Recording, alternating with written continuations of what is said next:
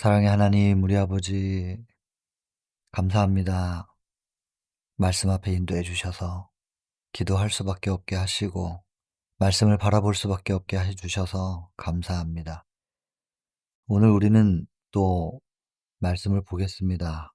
이 야곱의 생애를 통하여 우리는 특별한 의미를 찾습니다.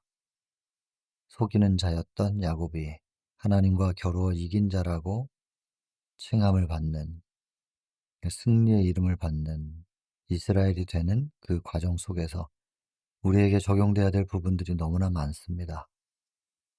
우리를 가르쳐 주시고 깨달음이 있게 하시며 하나님께서 이 말씀을 통하여 우리 심령에 새기기를 원하시는 그것이 우리 심령에 새겨지고 충만하게 될 수 있기를 바랍니다. 오직 성령을 구합니다. 성령이 임하시면 이 기도가 응답될 줄을 믿습니다. 구하는 자에게 주시겠다고 약속하신 그 성령 간구하오니 충만히 부어주시기를 바랍니다. 죄인의 기도지만 들으시고 응답해 주심에 감사하며 예수님 귀하신 성으로 간절히 기도드립니다.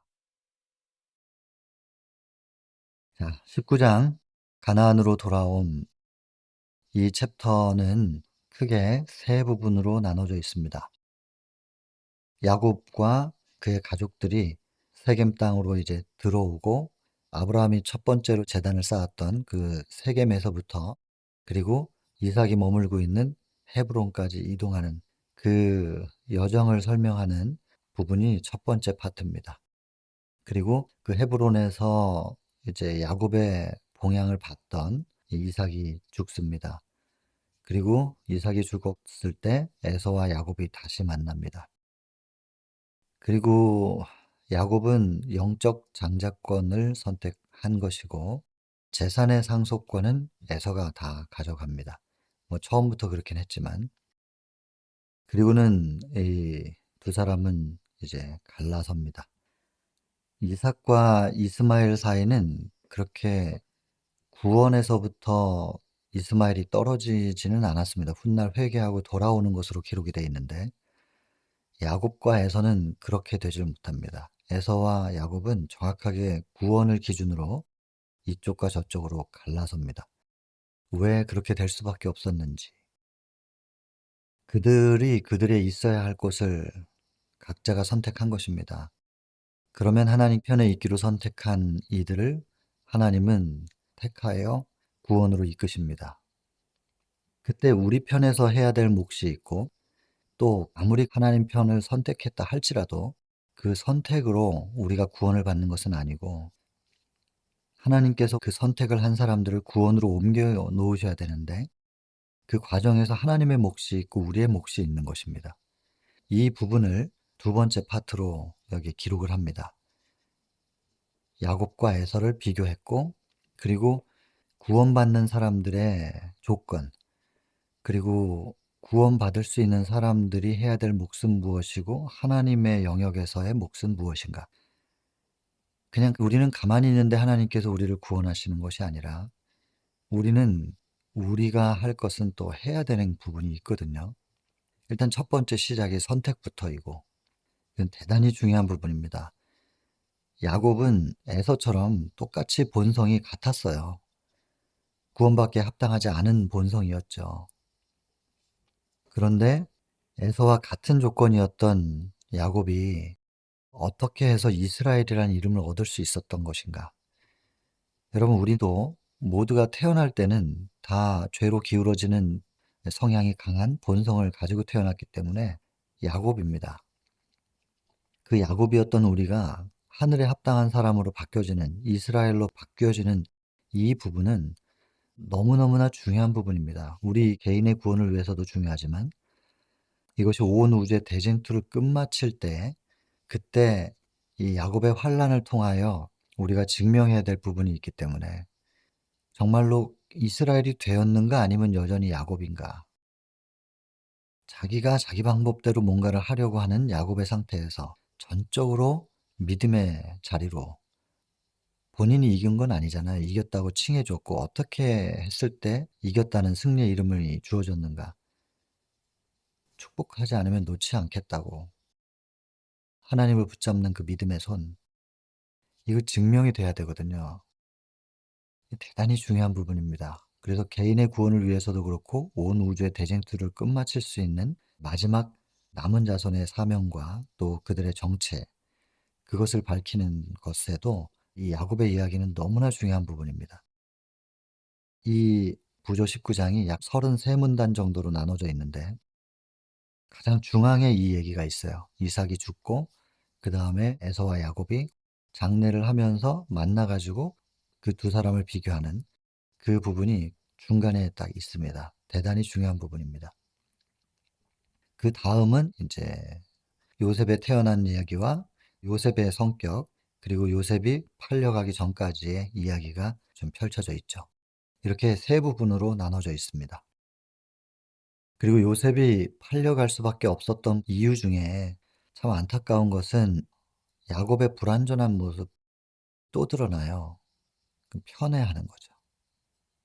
물론 라헬이 죽고 나서 라헬에 대한 애정이 요셉에게 갔겠지만 그러나 중심을 잘 못 잡는 거예요, 야곱이. 이스라엘이라는 이름을 얻었음에도 불구하고 그 이스라엘이라는 이름을 얻고 나서도 이렇게 온전하지 못한 모습을 보입니다. 이것이 뭐 저희들한테는 복음이죠. 근데 참 안타깝잖아요. 과거 속에 살았던 우리 믿음의 조상을 보면서 참 그의 생애가 너무나 안타까운데 '아 왜 저렇게 살지?' 인제 이런 생각이 든단 말이에요. 근데 여러분 그 야곱의 생애가 이스라엘이라는 이름을 얻었음에도 불구하고 이렇게 온전하지 못하여 사랑의 감정이 중요한 거긴 하지만 그것 때문에 편애를 표현함으로 요셉의 인생이 또 그렇게 힘들어지고 또 형제들 간의 시기와 질투를 조장하고 이건 참으로 안타까운 일이거든요. 이렇게 온전하지 못한 모습이 계속해서 보여지는 거, 이것이 우리의 모습이란 말이에요. 오늘날 우리의 모습. '왜 저렇게 고생을 자처할까?' 하는 그런 생각이 드는 그 모습이 그냥 오늘날 저희의 모습이라고요. 너무나 어리석게 과거를 보면서 그 시행착오와 아픔을 알면서도 오늘 그것을 또 반복하는 참 속절없는, 그리고 이렇게 속절없는 저 같은 사람을 아직도 그렇게 애절하게 바라보고 계시는 하나님은 그 마음은 또 어떻겠냔 말이죠. 아, 참 빨리 이 죄된 세상이 끝나고 온 우주의 대쟁투가 끝나고 좀 하늘로 옮겨져야지. 그냥 이 땅에서 이 삶 자체가 그냥 다 아픔이고 슬픔이고 실은 안타까움이고 그렇습니다. 할 일이 있고 그리고 그 사명으로 살아가는 가운데서 영혼들과의 교감을 통해 우리가 얻을 수 있는 기쁨이 있기 때문에 그것 때문에 사는 것이지. 근데 여러분 절망은 할 수 없는 게 야곱도 그랬고 바울도 그랬으니까. 예수님은 내가 너 이럴 줄 알고 너의 믿음의 선배를 통해서 인간의 생애가 어떠한지 다 이렇게 보여줬잖니. 심지어는 그 위대한 사도 바울도 이렇게 말했다. 그러니 오늘 너도 다시 일어나라. 내가 너에게 손을 내밀고 있으니 이 손 붙잡고 다시 일어서라. 제가 종종 암송해 드렸던 말씀 에스겔 16장 6절. 내가 너의 곁을 지날 때에 네가 피투성이가 되어 발짓하는 것을 보고 내가 너에게 이르노니 피투성이라도 살라. 다시 내게 이르노니 피투성이라도 살라. 이 하나님의 음성 때문에 오늘도 또 이렇게 염치 없는 하루의 삶을 이어갑니다. 그래서 이렇게 세 파트로 나누어져 있습니다. 첫 번째는 이동 경로와 이동하는 사이에 일어나는 여러 가지 일들. 이제 세겜 땅에 도착했고 거기 아브라함이 처음에 제단을 쌓았던 그곳에서 야곱도 시작을 하는 것이고요. 거기서 이제 우물을 파고 나중에 요한복음 4장에 나오는 사마리아 여인 예수께서 만나신 그 자리입니다.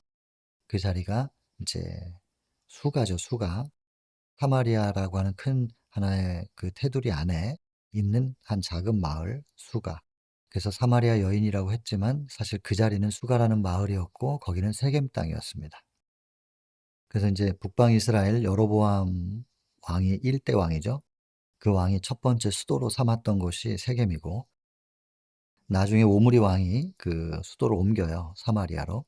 그래서 사마리아라고 하는 그 지역이 더 커요. 그 안에 세겜 땅이 포함되어 있고, 수가는 뭐 더 작은 마을이고 그렇습니다. 어쨌든 그 세겜 땅 안에 수가라는 마을에 야곱이 우물을 팠던 그 자리에서 예수께서 사마리아 여인을 만났던 거예요. 그래서 믿음의 조상이었던 아브라함이 첫 번째 제단 쌓고 약속의 땅으로 들어가는 첫 관문 세겜이었고, 야곱도 도망갔다가 다시 돌아와서 첫 번째 제단을 쌓고, 그리고 우물을 팔았던 곳이 세겜이었습니다. 그리고 예수님께서 사마리아로 복음을 전하는 그 수가 여인을 만나 가지고 문을 열었던 그 자리입니다. 그래서 아브라함과 야곱과 예수 그리스도 그 자리에서 복음의 문을 열었던 의미가 좀 있습니다. 자, 그런 장소였고요. 그리고 거기서 이제 디나, 야곱이 12 아들이 있었잖아요. 레아가 6 아들을 낳고요. 그다음에 빌하, 라헬의 그 종이었죠. 그 빌하를 통해서 또 둘을 낳고, 그러니까 또 인제 레아가 이제 자기가 나이가 들어서 인제 좀 사랑을 못 받나 해 가지고 자기의 몸종을 또 야곱에게 줘 가지고 실바를 줬는데 거기서 또 둘을 낳고, 그리고 마지막으로 라헬이 둘을 낳고, 그렇게 해서 아들이 12 입니다. 근데 유일하게 딸이 하나, 레아가 낳은 딸 디나가 있었는데, 이제 디나 때문에 이제 나중에 본문에서 읽겠지만 이방인들과의 교제를 통하여 이제 그 수치를 당하고, 그리고 나서 그걸 또 복수하죠. 디나의 형제들, 오빠들이죠. 시몬하고 레위가 가서 복수를 해요. 그래서 이 할례를 받아야만 이제 같은 가족이 될 수 있다고, 그 디나를 아내로 맞으려면 할례를 받아야 된다. 그래 가지고 인제 남자들을 다 할례시켜 놓고, 그러니까 남자들이 인제 움직일 수가 없잖아요. 몸을 움직여 싸울 수 없는 고런 상태를 만들어 놓고 그냥 싹 다 살육을 하죠. 그 상황 때문에 인제 이동할 수밖에 없었어요, 그 지역 사람들한테 공격받을까 봐. 그래 가지고 고민하고 있는데 하나님께서 명령하셔서 "베델로 가라." 야곱이 도망갈 때 그 베델에서 하나님과의 약속을 받았고, 또 본인도 하나님 앞에 맹세했던 그 자리로 가라고. 그리고 거기서 다시 시작을 해라. 그래 가지고 세겜에서 베델로 이동합니다. 그래서 인제 지리상 보면 세겜 땅이 가나안으로 들어오는 첫 관문이라면, 거기서 서북쪽으로 북서쪽으로 한 10 킬로 정도 이동하면은 거기 사마리아가 있습니다. 그리고 세겜에서 또 남쪽으로 좀 이동을 하면 거기에 베델이 있고, 베델에서 조금 더 남쪽으로 이동을 하면 예루살렘이에요. 그래서 베델과 예루살렘 사이가 한 10 킬로 정도 떨어져 있습니다.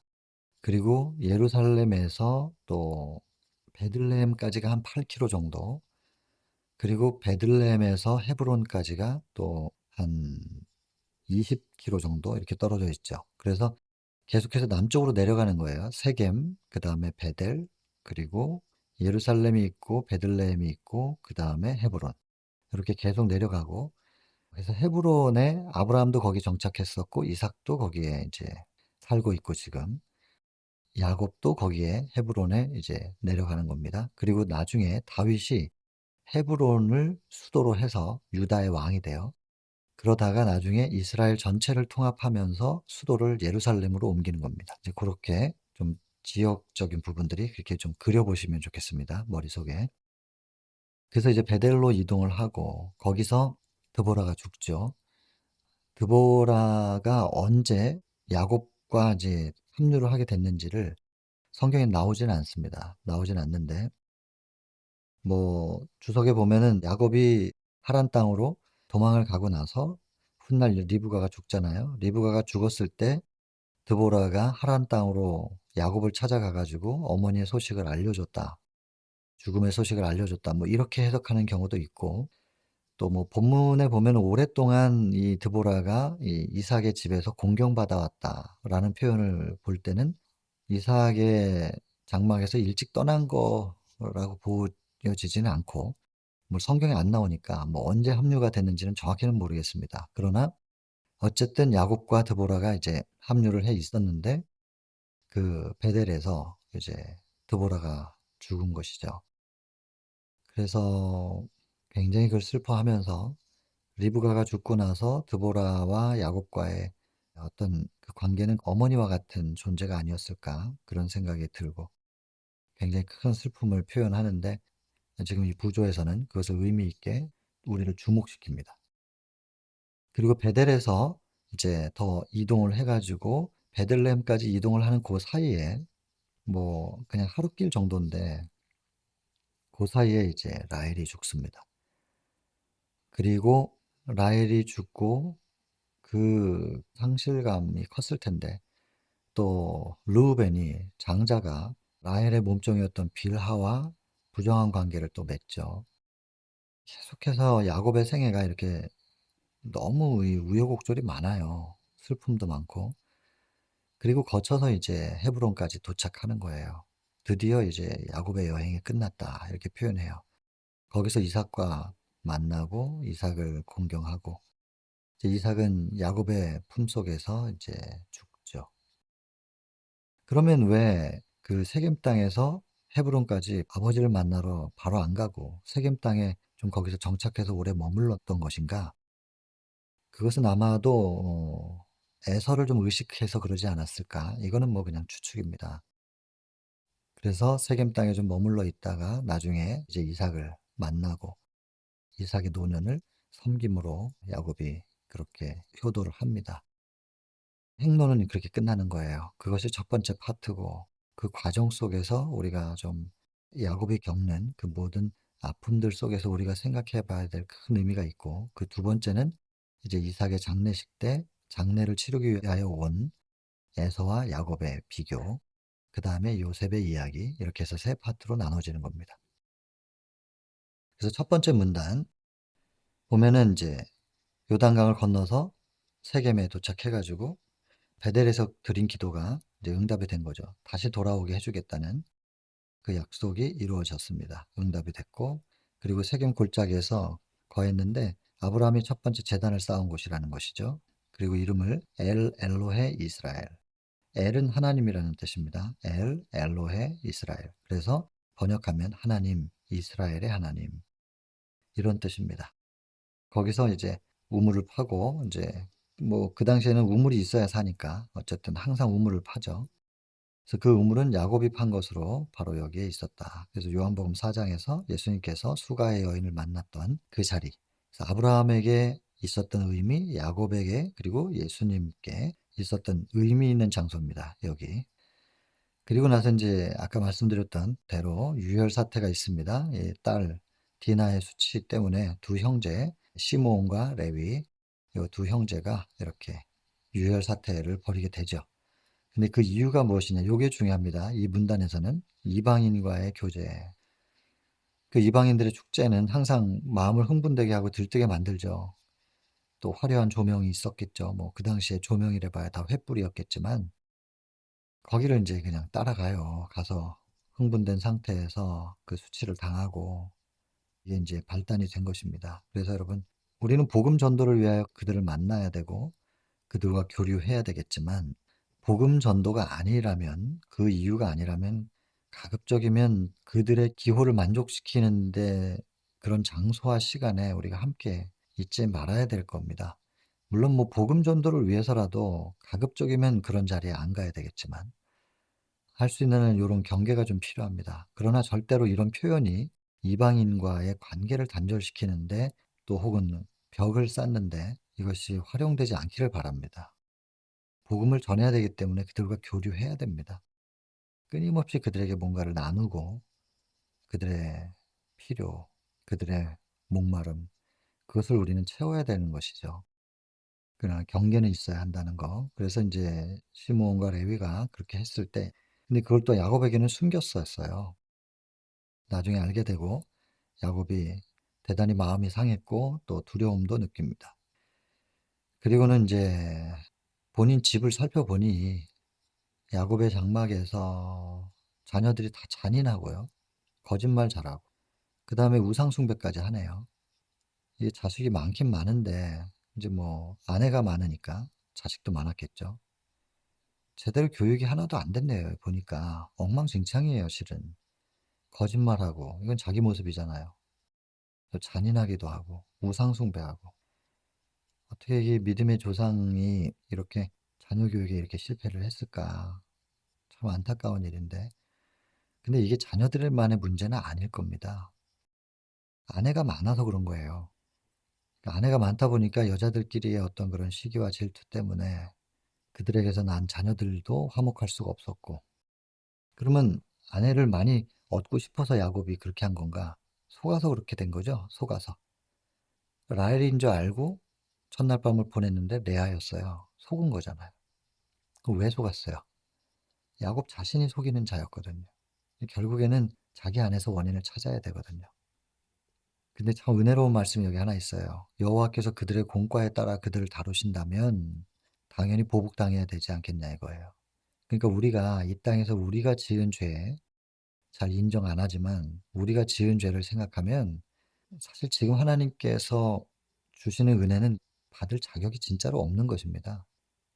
근데 뭐 불평과 불만을 할 수가 없는 것이, 내가 한 짓을 생각하면 내가 이 땅에서 당하는 건 이보다 더해도 할 말이 없는데, 그래도 하나님께서 적당히 나를 깨달을 수 있도록 내 자신을 돌아볼 수 있도록 정도만 허락하시고 그 이상은 허락하시지 않으시는 것이 하나님의 은혜죠.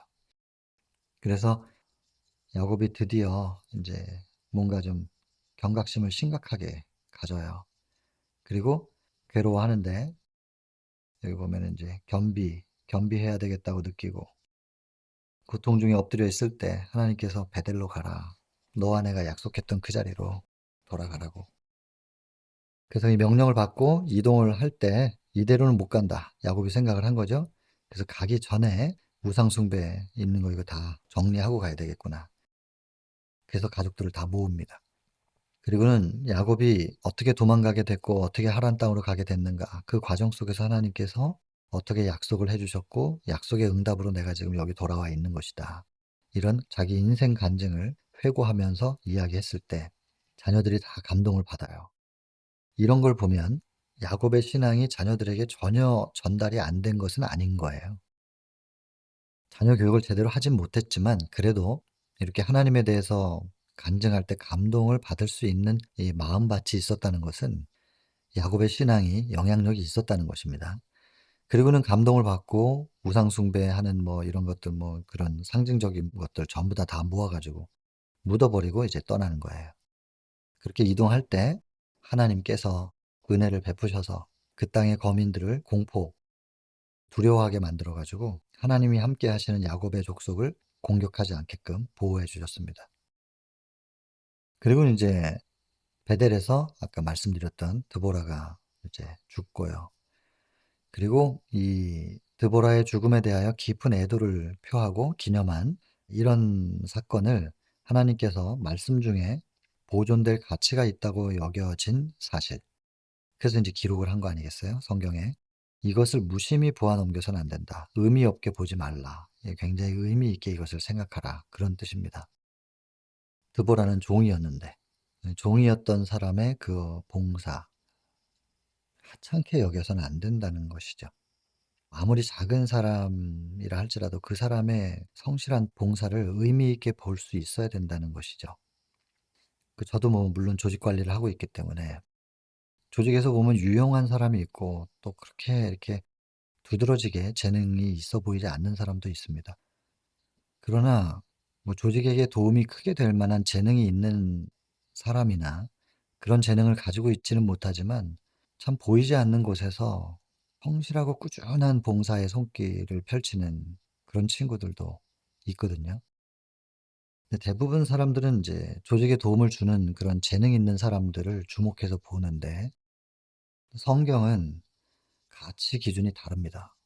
그래서 성경대로의 그런 가치관으로 사람들을 본다면 당장 조직에게 뭐 큰 도움이 안 된다 할지라도 그 성실한 손이 가지고 있는 그 가치를 볼 수 있겠죠. 그래야 된다고 생각합니다. 성경과 영감의 글은 그런 것을 가치 있게 보라고 우리에게 말씀하고 계시기 때문에 우리도 그래야 되고, 뭐 특별히 어떤 뭐 조직의 리더는 또 인사를 관리해야 되는 권한을 가진 사람들은 이런 가치관으로 그 조직 속에 있는 구성원들을 바라봐야 하겠다라는 것이죠. 그것이 성경과 영감의 글의 가르침이니까요. 무심히 보아 넘겨서는 안 된다.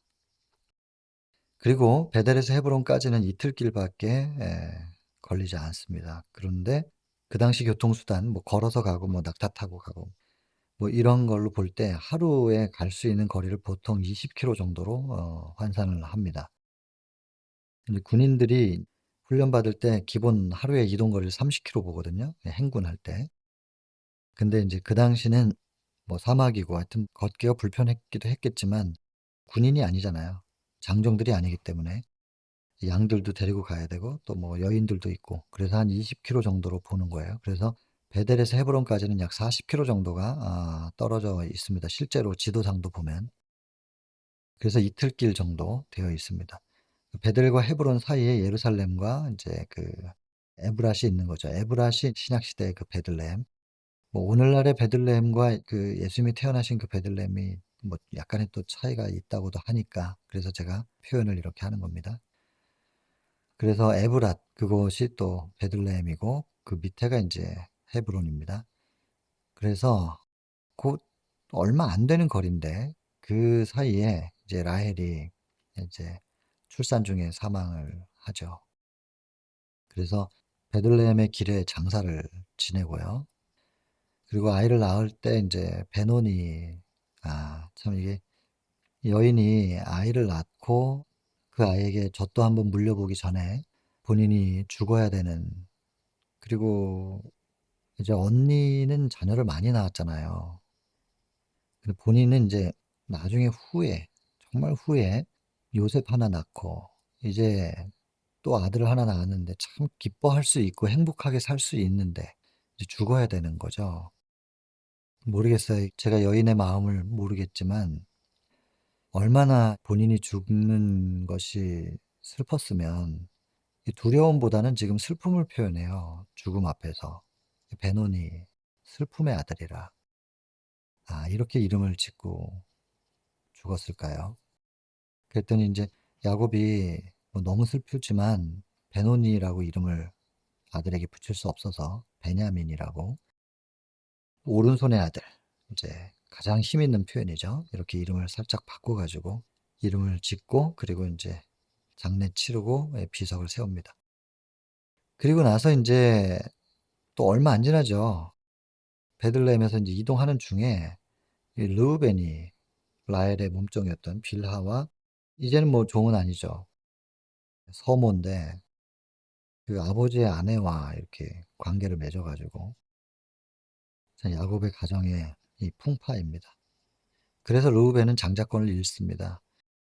그래서 예수님은 르우벤의 후손으로 태어나시지 않고 유다의 후손으로 태어나시거든요. 자 어쨌든 그리고 나서 인제 마침내 야곱은 여행이 끝납니다. 끝내 가지고 아버지의 생애 말년에 그곳에 머물면서 이삭을 시중을 들고 행로는 여기서 끝납니다. 한 파트가 끝나는 겁니다. 그다음에 인제 이삭이 임종하고 나서 야곱과 에서가 다시 만나는데요. 여기서 에서는 인제 뭐 재산을 상속받고 야곱은 그냥 영적인 장자권만 갖는 거죠. 근데 그것은 에서에게는 의미가 없어요. 서로 원하는 걸 가진 거예요.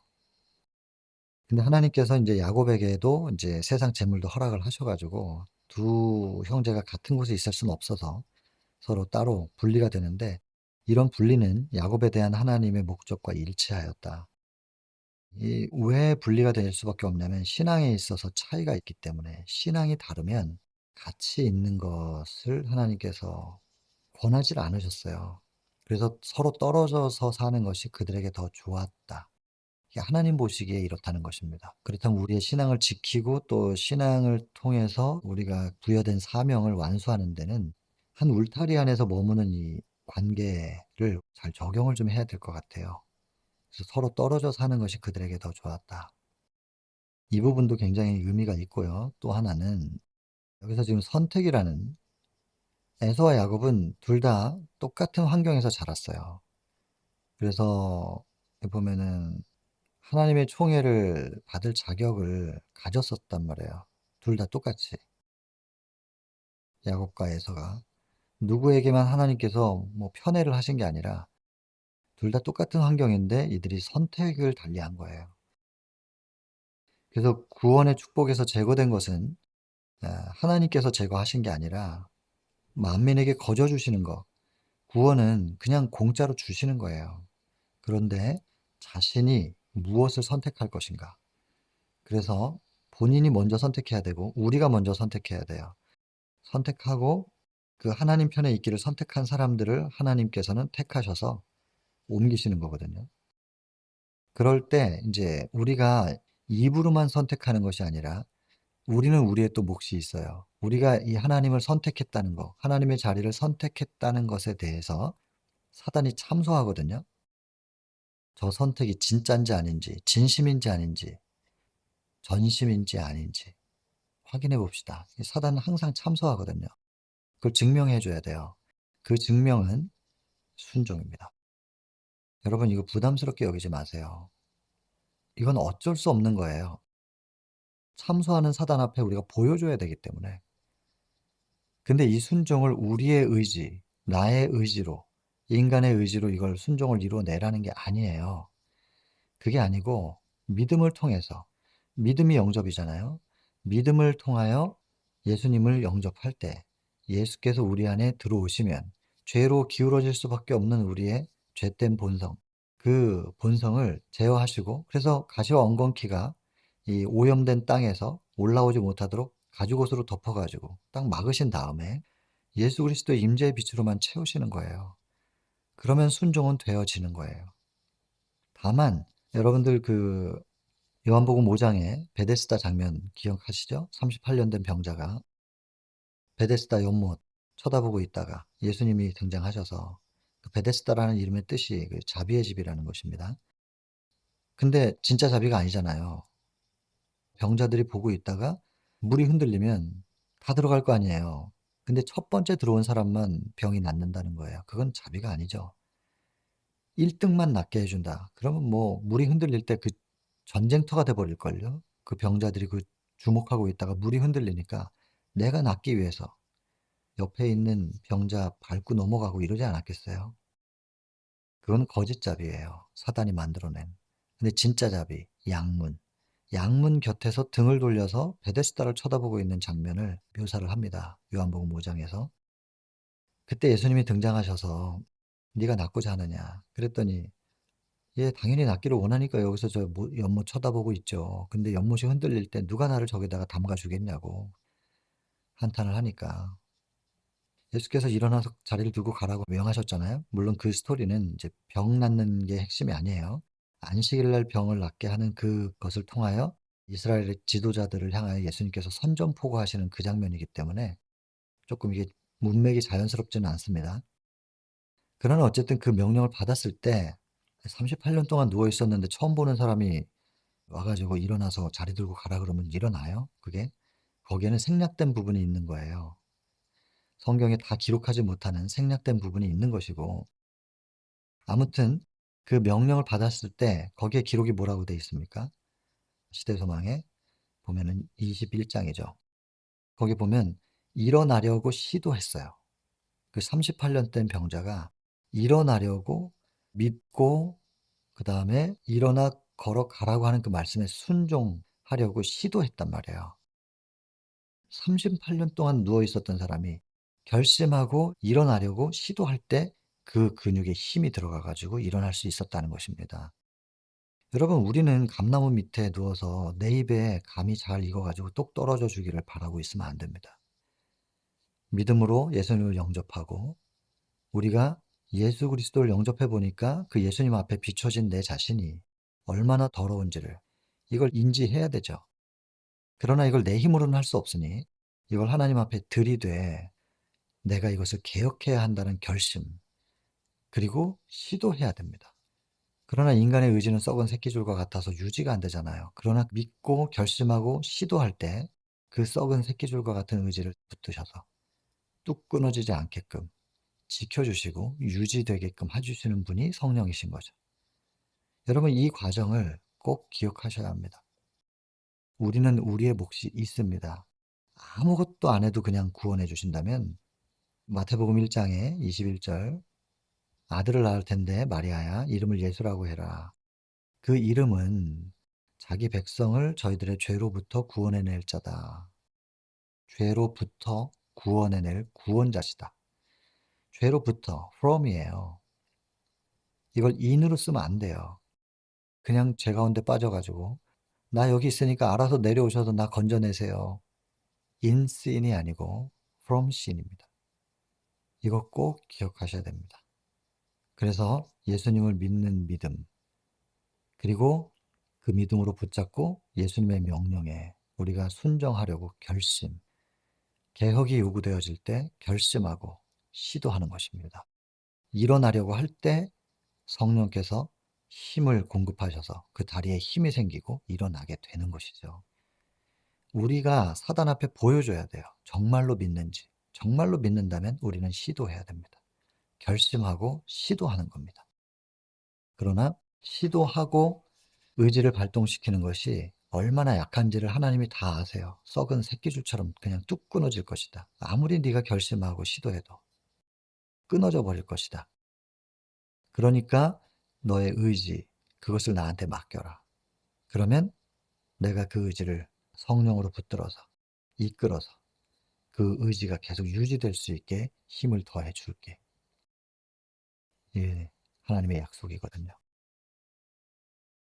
여러분, 이렇게 해서 순종은 되어질 거예요.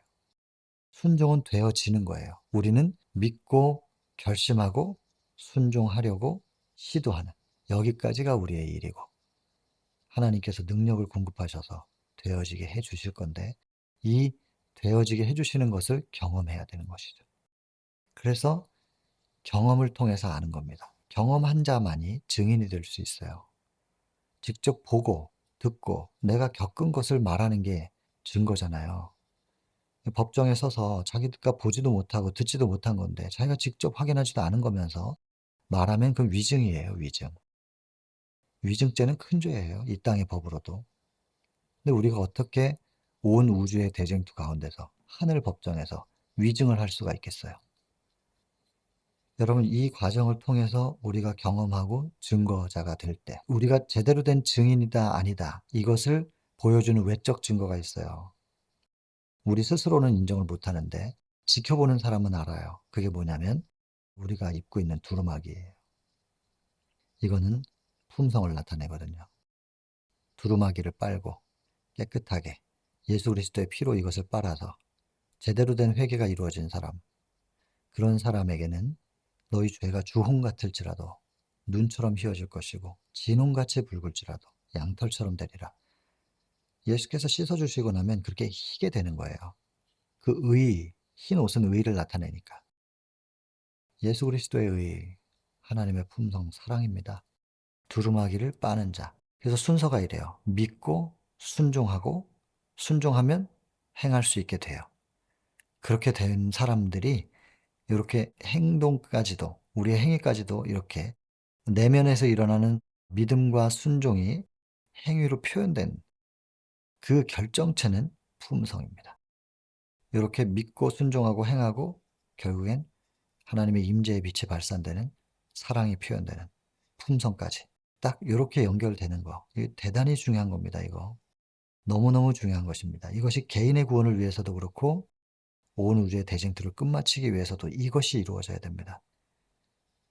인간의 최종적인 구원과 관련하여 이것이 하나님의 말씀에 나타난 유일한 특정이다. 여러분, 요 과정을 거친 사람들, 그런 사람들은 택하심을 입는 조건에 부합됐다. 이렇게 보는 겁니다. 믿음을 달라고 기도하시기 바랍니다. 그리고 순종하기로 결심하기를 바랍니다.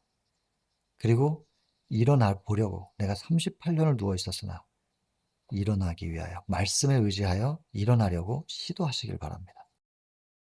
그 다음은 힘 주시는 분에 의하여 일어나게 될 것입니다. 행하게 될 것입니다.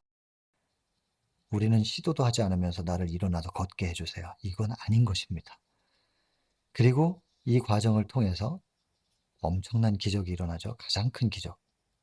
자아가 제어되고 철저한 이타가 우리를 충만히 채워서 사랑할 수 있게 하는 그 품성의 변화.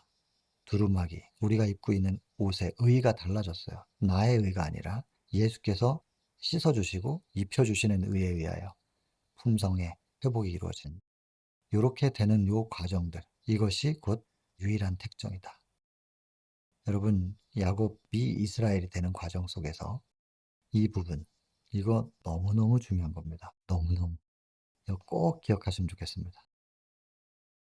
여러분, 이 19장에서 행로는 여기 이삭의 임종, 여기까지가 끝이고 이제 하나의 여행의 끝이다 하는 여기를 첫 번째 파트로 마치고, 그 다음에 이제 이삭이 죽고 임종 때 야곱과 에서가 만나 가지고 이 두 사람을 비교하는 이야기, 여기가 두 번째 파트입니다. 그리고 특별히 이 부분 믿음, 순종, 그리고 행하는 자, 그리고 두루마기를 빠는 자, 이렇게 연결된 요거 너무너무 중요하니까 이건 반드시 좀 기억하시고 깊이 묵상하시게 되길 바랍니다. 자, 개인기도 하시고 마치겠습니다.